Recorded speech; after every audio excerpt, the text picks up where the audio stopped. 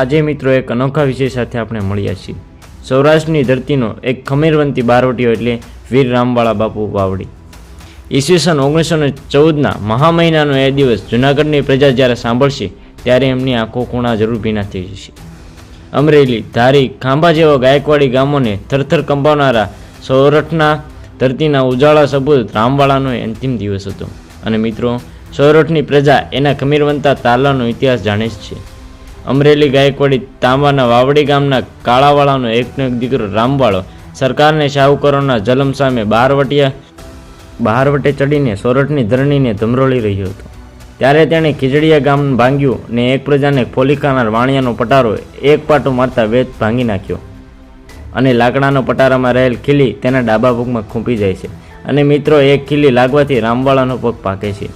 ખીજડીયા ભાંગી તેઓ ગુજરીઓમાં કાળુખુમાર નામના કાઠીને ત્યાં રહે છે અને એના પગમાં ભયંકર પીડા ઉપડવી શરૂ થાય છે। અધૂરામાં પૂરું નાગ અને મેરુ રબારી સિવાય એમના બધા સાગીગારો તેમનો સાથ છોડી ચાલ્યા જાય છે। ત્યાંથી રામવાળાને ખંભા ઉપર ઉપાડી નાગ અને મેરુ રબારી જૂનાગઢ નજીક બિલખામાં કાઠી દરબારને ત્યાં આવે છે અને ત્યાં રામવાળાના પગની પીડા બધા સીમાડા ઓળંગી જાય છે। રીતસરનો લવલવાટ ઉપડે છે, પગમાં ઉતાસણી ભડાકા કરે છે। રામવાળાનો અંત નજીક જણાવતા તેઓ ગિરનાર જઈ રહેવાની ઈચ્છા વ્યક્ત કરે છે। ગિરનારની ગોદમાં બોરિયાગાળા નામની ભયાનક એકાંતિક ગુફામાં રામવાળાને રાખવામાં આવે છે। નાગ અને મેરુ તેની સાથે છે। એમાં એક દિવસ નાગને મેરુ પર શંકા જવાથી કે કોઈ કારણસર તે રામવાળાની પથારી પાસે જઈ ધીમેકથી કહે છે કે મેરુને કાસળ કાઢી નાખીએ, એ નાગનો આપણને કમોતે મરવશે। રામવાળો પોતાને ખભે ઉપાડીને ફેરવનાર સાથી સાથે આવો વિશ્વાસઘાત કરવાની ચોખ્ખી ના પાડે છે।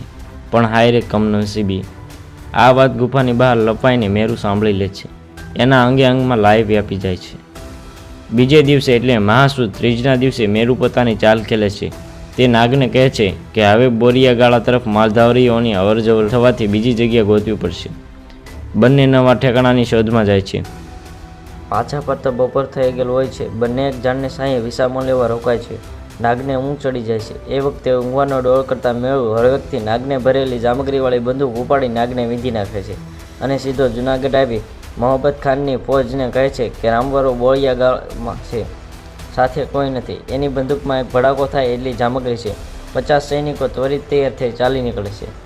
રામવાળો લોટ મસળતો હતો। એ વખતે ફોજ ગુફાના મુખ આગળ ઊભીને આકોટા નાખે છે।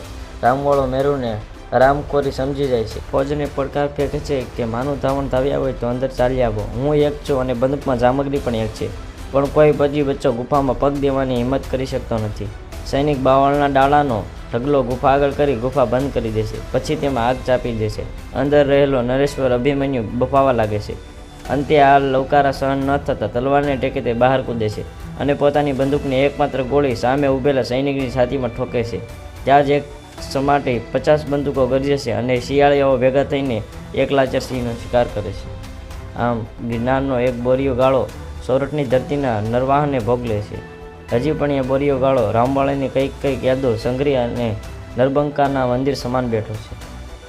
આવા વિડીયો જોવા માટે અત્યારે જ અમારી ચેનલને સબસ્ક્રાઈબ